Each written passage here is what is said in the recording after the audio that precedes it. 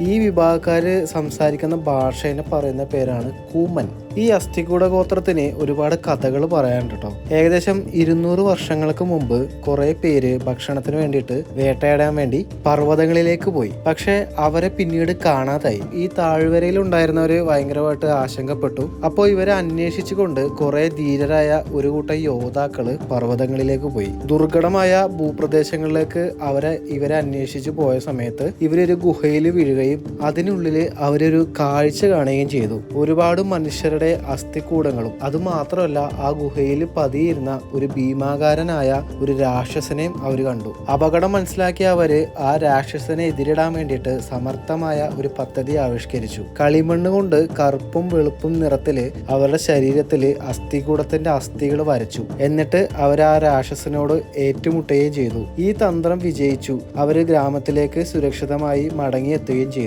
ഈ കാര്യമാണ് ഈ ഗോത്രത്തിന്റെ ഒരു സംസ്കാരത്തിന്റെ തുടക്കം.